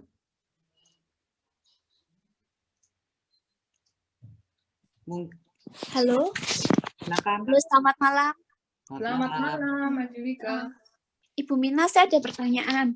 Ya. Saya ada orang tua, masih umurnya 56 tahun, dan Ya. saat ini tidak bekerja dikarenakan mutasi dini, dan harus menghidupi istrinya yang lagi sakit kanker. Waduh.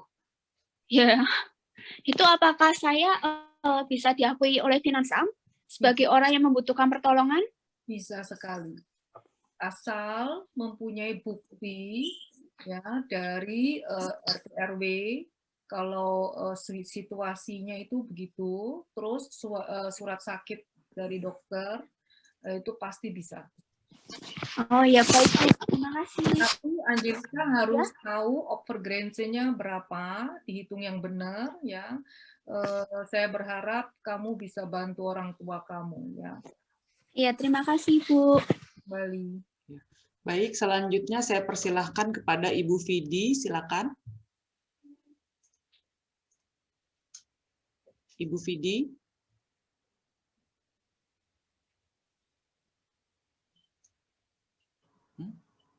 Ibu Vidi, halo?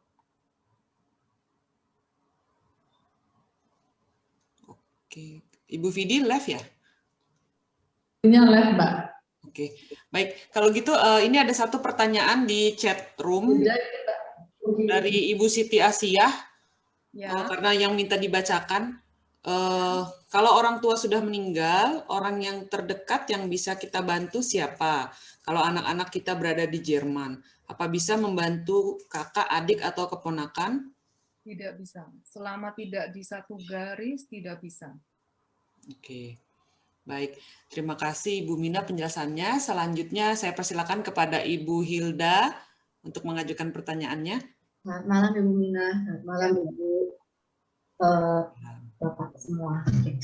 Ibu Mina, saya mau tadi kan yang dibahas itu bedug 3 person itu orang tua atau anak atau cucu kan yang satu garis. Nah sekarang kalau kondisinya Alain RC Hende Muti. Nah, jadi ibunya di Jerman, anaknya di Indonesia. Anaknya masih usia sekolah lah, usia 8-9 tahun. Posisinya anaknya itu ada yang merawat memang, gitu. Dan yang merawat itu bukan tidak mampu. Nah, ibu yang ada di Jerman ini bisa mengirim uang untuk anaknya di Indonesia kah? Pertanyaan pertama. Pertanyaan kedua, apakah dokumen-dokumen seperti akte cerai, terus akte lahir anak, itu juga harus dilampirkan di Finansamt itu tadi. Pertanyaan ketiga, berarti kalau misalnya si Mutinya ini ada di Jerman dan anaknya ada di Indonesia, dan Muti ini mau mengirimkan uang ke anaknya di Indonesia, tadi kan diminta bukti transfer dari bank Jerman ke bank Indonesia. Berarti di Indonesia itu anaknya harus dibikinkan rekening yang or berarti ya, atas nama si ibu dan atas nama si anak. Jadi itu tadi pertanyaan. Jadi apakah akte cerai dan akte lahir anak harus dilampirkan? Habis itu berarti rekening yang si Muti mau kirim ke anaknya ini harus tertera nama anaknya dong berarti. Terus yang ketiga itu keempat itu berarti perihal si anak ini di Indonesia itu yang mengurus itu mampu, itu tidak dipermasalahkan kan di Finansamt. Maksudnya kayak ini anak di Indonesia sama siapa? Oh sama omnya dia. Oh ternyata omnya pengusaha gitu. Terus ya maksudnya ya gitulah gitu karena berarti sebenarnya anak ini nggak perlu bantuan dana dong dari ibunya gitu. Itu akan dipermasalahkan nggak gitu? Kita kan pertanyaan maksudnya kan ibu bertanggung jawab terhadap anak kan. Jadi mengirimkan uang gitu loh. Terlepas daripada sebenarnya kondisinya di Indonesia, dia diurus sama paman atau bibinya dia yang berkecukupan, terlepas dari itu gitu. Itu sebenarnya bisa nggak, Bu Mina? Secara hukum, maksudnya yang saya pelajari selama ini, kalau anaknya maksudnya benar-benar itu anak kandungnya, ya kan, itu bisa unabhängig siapa yang ngurus dia, gitu kan, asal selama ada surat dari RT RW yang menyatakan itu anak kamu dan itu butuh bantuan kamu. Jadi semuanya ini tergantung dari gimana caranya kita berargumentasi sama Finansamt, itu anak saya tinggal karena saya harus kuliah di sini, saya harus bekerja di sini, atau saya harus bagaimana. Dan menurut saya pasti, bukan menurut saya ya, secara hukum itu ada pasalnya ya, kalau kita boleh bantu anak kita, dan itu satu garis, dan itu wajib dibantu juga menurut saya, probiren. So, saya sendiri nggak punya pengalaman, tapi kalau saya jadi Hilda, saya pasti berjuang sekeras-kerasnya supaya diakui sama Finansamt. Karena itu ada pasalnya dan itu berhak. Jadi gini, kalau misalnya pertama kali bikin ya lapor pajak, Hilda nggak usah takut-takut ya, maksudnya kirim teratur 200 euro, ikutin semuanya Unterhaltserklärung isi, surat RT RW abholen, so weiter. Terus nanti kita tunggu ya, tunggu apa jawaban Finansamt. Banyak orang Indonesia di sini yang udah ketakutan kalau dengar Finansamt tuh kayaknya udah kayak ngelihat apa aja gitu. Padahal kalau kita lihat pegawai-pegawai Finansamt itu kerja, mereka adalah orang biasa yang cuma bekerja sesuai dengan pasal-pasal ya kan. So, kalau saya dari dulu, kalau selalu Finansamt tolak misalnya, ataupun berbeda sama perhitungan saya di WISO, saya nggak ragu-ragu angkat telepon, karena ada nomor telepon, gitu. Walaupun kata saya terbata-bata, gitu bahasa Jermannya, tapi saya berusaha pengen tahu kenapa saya ditolak. Supaya kalau tahun depan saya mengajukan lagi, saya nggak mengulangi kesalahan yang sama gitu kan. So, lessons learned namanya. Jadi jangan pernah takut atau berurusan sama Finansamt. Kita nggak, selama kita benar ya maksudnya ya, kecuali kita nipu-nipu atau segala macam, tentu saja. Tapi selama kita benar, nggak usah takut. Berarti tadi akte cerai sama akte lahir anak perlu dipersiapkan dan mungkin diminta, tapi ya, pertama kali lapor nggak usah ini, pokoknya nanti dimintanya apa kita kasih gitu, supaya kita nunjukin ini loh buktinya yang kamu minta saya ada gitu. Oke. Apakah perlu juga bukti bahwa ayahnya tidak bertanggung jawab terhadap anak ini? Kayaknya nggak perlu sejauh itu ya. Tidak. Terus abis Bu, pertanyaan lagi. This is persönliche pribadi ya, nggak perlu. Oke. Ya, siapa tahu misalnya Finansamt bilang ini anak kan bapak ibunya bercerai gitu, berarti kan ini ada bapaknya. Terus bapaknya gimana bertanggung jawab utang gimana berarti itu nggak akan segitunya kan? Saya nggak tahu secara detail ya, tapi kalau saya jadi Hilda saya pasti perjuangin supaya diakui. Oke, berarti selama coba jangan aufgeben ya. Jadi jangan also, das ist wieder Glaubenssatz ya. Kopf kita mention itu selalu bilang, oh nanti kamu begini, kamu takut. No, ask your heart ya. Maksudnya hati kita itu bagaimana? Itu anak kita, itu wajib saya support gitu kan. Hati kita bagaimana ya? Kepala selalu ngomong, wah nanti begini, nggak usah pusing-pusing ya. Let it, maksudnya jangan dipikirin. Yang penting hati saya. Saya pengen anak saya terawat, saya pengen bantu, saya pengen itu. Semua orang yang punya kemauan atau punya niat yang baik, pasti Tuhan keluarkan jalan. Ya, tidak usah khawatir. Ibu, berarti kalau misalnya sejauh anaknya di Indonesia dan ibunya di sini, berarti Steuer kelasnya itu tetap Steuer kelas 1. Kecuali nanti ketika anaknya sudah dibawa ke Jerman, berarti itu bisa mengurangi pajak. Betul. Nah, tadi yang untuk Werbungkosten tadi itu berarti mulai dari itu kan bukannya itu ada berapa tahun ke belakang ya Bu dari kita kerja? Bisa mundur 4 tahun. Oh, 4 tahun. Berarti kayak Sprachkurs, DSH Vorbereitungskurs, selama zweites Studium. Selama apa? Zweites Studium. Jadi kalau Ibu di Indonesia sudah kuliah, di sini kuliah lagi gitu kan. Ya. Dan diakui itu studium yang di Indonesia itu namanya Zweites Studium. Gimana nggak diakui? Selama diakui. Oh, diakui ya. Ini sebenarnya saya memang lagi menyetarakan di ZAB untuk ijazah S2 manajemen rumah sakit UGM saya gitu loh. Tapi sekarang saya lagi ngambil S2 lagi palliative care dan SWAT Studium namanya. Oke, berarti sejauh yang tadi itu yang verbum kosong tadi itu Strakurs, DSA Fulbright kurs, terus semester Baitra, semester tiket, buku, semua yang nanti baca yang di PPI, saya udah pernah buy track di situ, atau nanti saya kirim lewat email boleh? Ya, boleh. Itu semua dikumpulin buat nanti itu ya, Bu ya? Ya, oke. Kontrak namanya. Terima kasih banyak Ibu Mina. Kembali. So, saya mau kasih lihat sebentar gimana supaya kalian bisa download. So, ini website saya, simple. Sebenarnya saya blogging dulu. Ini ada e-book yang namanya Pajak Kembali lewat Support Orang Tua. Sebentar ya. Jadi kalian ke www.minamulia.com, terus e-book, terus ada Pajak Kembali, dan ini e-book yang temanya seperti yang saya tadi sudah presentasi, tapi lebih detail, maksudnya ada linknya, dari mana download ininya, terus supaya nggak lupa, karena terlalu kompleks ini sekali. Tapi sekali lagi ya, kalian punya Steuerberater, kalian punya Steuerverein, untuk make sure ya, pertama kali kalian boleh bahas sama mereka juga tema ini ya. So, jadi kalian masukkan nama, nanti dikirim otomatis ke emailnya. So, ya. Kira masih ada lagi pertanyaan atau sudah? Ya, terima kasih Bu Mina. Ini ada satu lagi di chat room. Mungkin Pak Hendra Pasuhu kalau ingin menyampaikan, silakan Pak Hendra. Pak Hendra. Tunggu saya cari. Oh ya.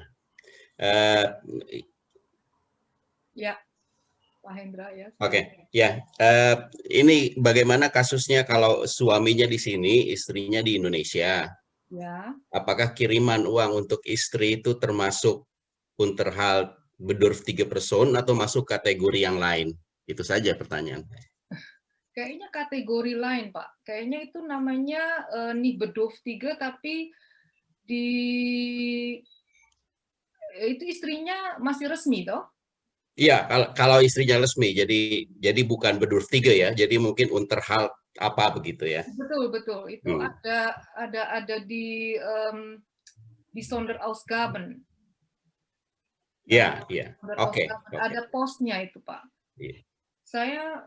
Saya belum lihat detail, tapi saya pernah baca di situ, di Sonderausgaben itu, bisa untuk istrinya. Oke, terima kasih. Bali. Ya, terima kasih. Selanjutnya ini ada dari Ibu Niluh Sriartini, katanya ingin menyampaikan informasi. Silakan Ibu Niluh. Halo, selamat sore. Kedengaran? Ya, kedengaran. Ya. Saya hanya sedikit menambahkan, terima kasih, informasinya sangat bermanfaat. Karena saya juga sering melakukan Steuererklärung dan itu saya lakukan regelmäßig.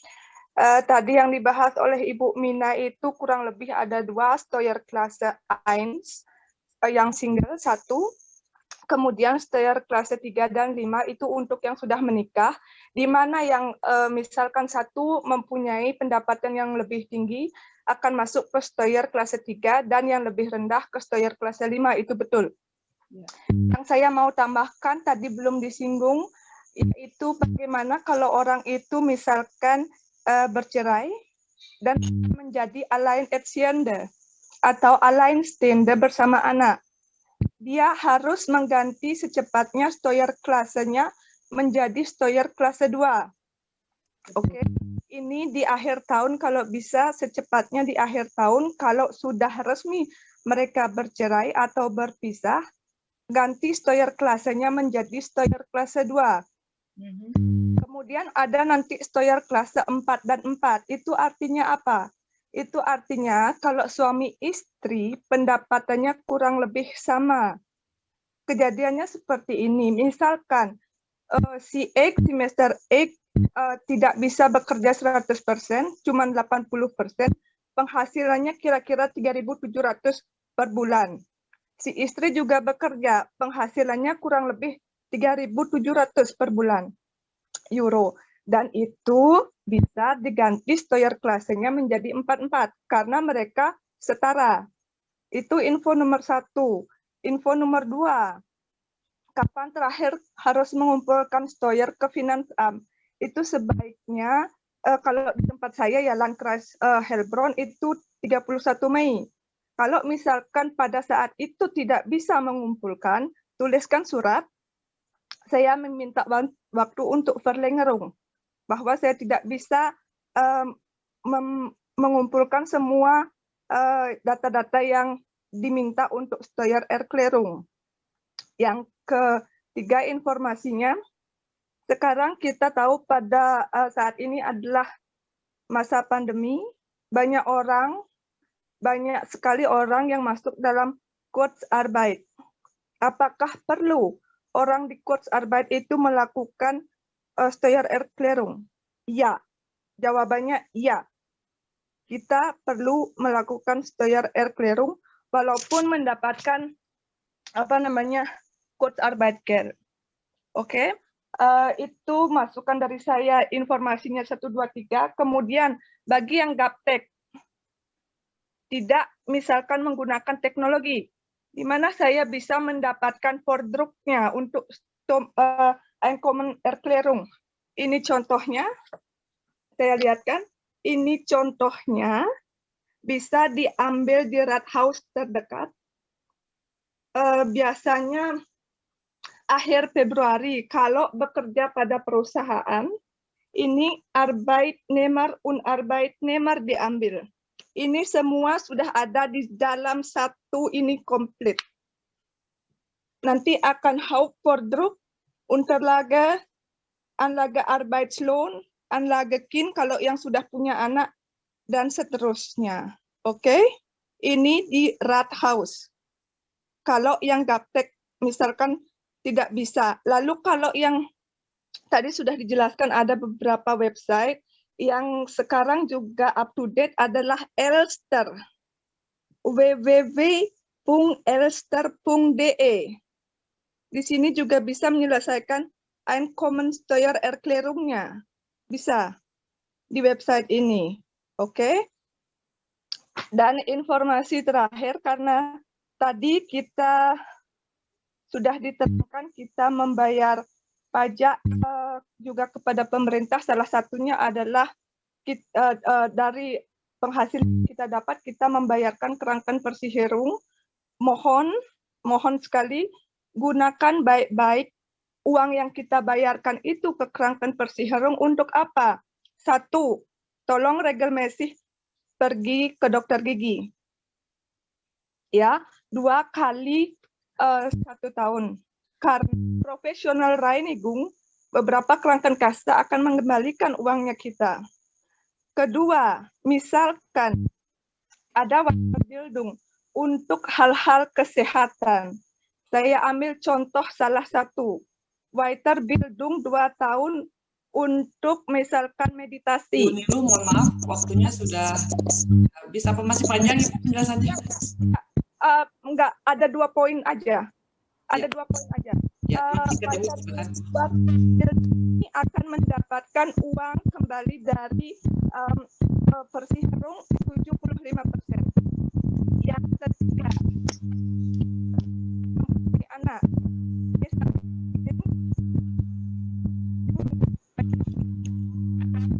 Mohon maaf Ibu, suaranya tidak jelas.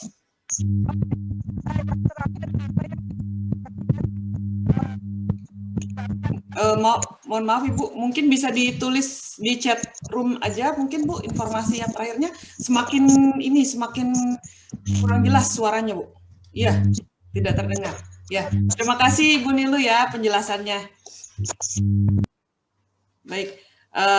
Baiklah Ibu dan Bapak sekalian, demikianlah sesi diskusi tanya jawab. Terima kasih kepada yang sudah bertanya dan kepada Ibu Mina atas paparannya. Sangat menarik sekali diskusi reboan kita pada sore hari ini. Sekarang kita akan memasuki sesi kuis berhadiah. KJRI Frankfurt telah mempersiapkan 5 hadiah paket makanan produk Indonesia kepada para peserta yang bisa menjawab pertanyaan. Jadi kita sudah siapkan 5 pertanyaan ini mengenai pertanyaannya mengenai apa yang sudah dipaparkan oleh Ibu Mina. Bagi Bapak atau Ibu di sini yang bisa menjawab pertanyaan, silakan tulis di chat room. Nanti yang paling pertama menjawab dan benar itu yang mendapatkan hadiah dari KJRI Frankfurt. Baik, saya sampaikan pertanyaan yang pertama. Silakan siap-siap untuk menulis jawabannya di chat room. Yang pertama, apa singkatan dari ZVE? Betul nggak pronounce-nya Bu Mina? Tadi Bu Mina sudah sebutkan berkali-kali. Apa singkatan dari ZVE? Sangat penting, harus tahu. Baik, kita lihat ada yang sudah menjawab. Wow, Lucy. Ibu Lucy, ya betul sekali jawabannya. Bisa dicatat ya, Mbak Talita, tolong Ibu Lucy, pemenang pertama kita. Kemudian pertanyaan yang kedua, sebutkan salah satu persyaratan sebagai bedur 3 personen. Sebutkan salah satu persyaratan sebagai bedur 3 personen. Ya, yang tahu jawabannya silakan. Ya, mana yang pertama? Kita lihat. Renton Alto. Ya, betul. Saputra ya. Oh ya, Pak Saputra. Selamat Pak Saputra. Itu pemenang kita yang kedua. Selanjutnya, pertanyaan yang ketiga. Indonesia termasuk Ländergruppe berapa? Oh, langsung cepat sekali ini yang jawab. Oke, yang nomor 1 menjawab adalah Ibu Kartika Winata. Selamat Ibu Kartika. Semoga kita doakan Indonesia cepat pindah dari Ländergruppe 4 ke 3. Amin. Sekarang pertanyaan yang keempat.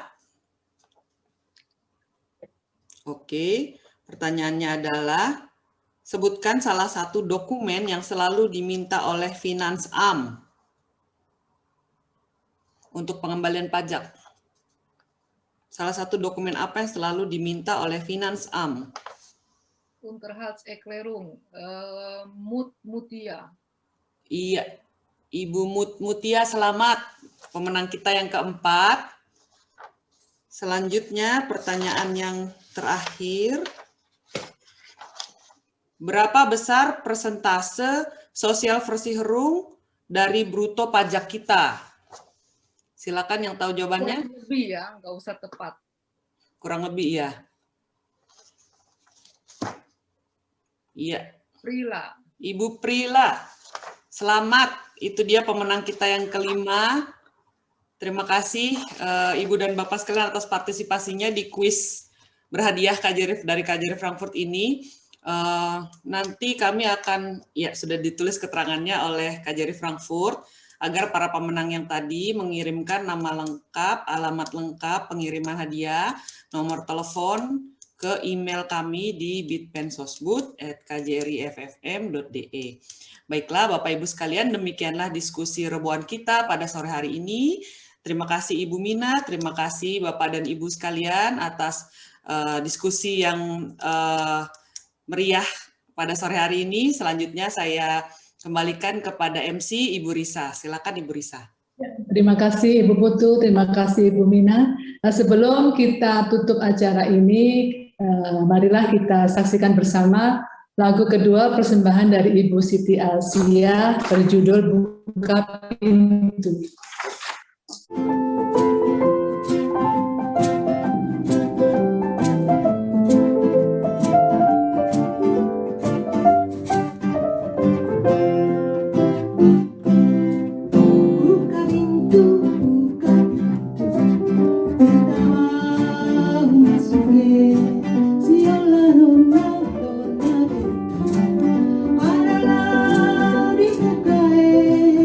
Ara anjing kagak betah